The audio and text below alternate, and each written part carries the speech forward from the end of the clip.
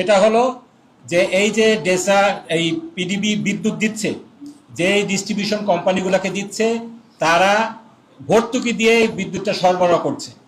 পক্ষান্তরে যারা ডিস্ট্রিবিউশনের দায়িত্বে আছে তারা জনগণের কাছ থেকে বেশি বিল আদায় করছেন। এই যে দুইটা মিটারের যে পার্থক্য, এটা জনগণের সামনে তুলে ধরতে হবে। সরকারকে কেন ৬৭,০০০ কোটি টাকা প্রতি বছরই তো না, এইভাবে করে ভর্তুকি দিতে হবে? এটা লুটপাটের বন্দোবস্ত ছাড়া আর কিছু নয়। এজন্য আমরা বলছি, জনগণের পকেট কাটা এই ধরনের ডিজিটাল চাঁদাবাজি এটা বন্ধ করতে হবে। জনগণের অধিকার আমাদেরকে দেখতে হবে। এই যে বিদ্যুতের বিষয়, আরো যেটা গ্যাসের বিষয়ে যে বিষয়গুলো আমরা বলতে চাই, সেখানে এই যে গার্মেন্ট শিল্পগুলা কিন্তু গ্যাস নির্ভর। এই যে এফএসআরইউ একটা ইয়েতে যে মহেশখালীতে, যেটা আমাদের মাননীয় সেক্রেটারি জেনারেল বললেন, মোহতারাম সেক্রেটারি জেনারেল বললেন, এটা বন্ধ হয়েছে অনেকদিন হয়েছে ইলেকট্রনিক সমস্যার কারণে। এটা আমাদের গার্মেন্ট শিল্পের বিরুদ্ধে একটা ষড়যন্ত্র কিনা, এটা গভীরভাবে খতিয়ে দেখতে হবে।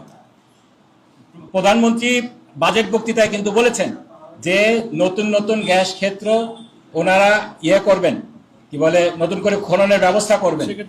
সেক্ষেত্রে কোনো বিনিয়োগ নেই, সেক্ষেত্রে কোনো পরিকল্পনা নেই। বর্তমান যে ডিপিপি সিস্টেমে ওনারা যদি করতে চান, 3 বছরের আগে এই সমস্ত প্রকল্প কোনো আলোর মুখ দেখবে না। আমাদের কথা, গ্যাসের যে আমাদের সম্ভাবনা রয়েছে, এক্সপার্টরা বলছেন আমাদের পার্শ্ববর্তী দেশে 10টা কূপ খনন করা হলে এক জায়গায় গ্যাস পাওয়া যায়। আমাদের দেশে আলহামদুলিল্লাহ 3টা কূপ খনন করলে একটাতে পাওয়া যায়, গ্যাস পাওয়া যায়। অথচ গত 17 বছরে কোনো কূপ খনন করা হয়নি।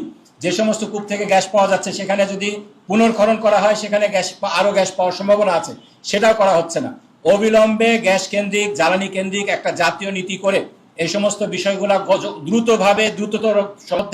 দ্রুততম সময়ের মধ্যে বাস্তবায়নের মাধ্যমে গ্যাস সংকট সমস্যা সমাধান, বিদ্যুতের সংকট সমাধান করা প্রয়োজন।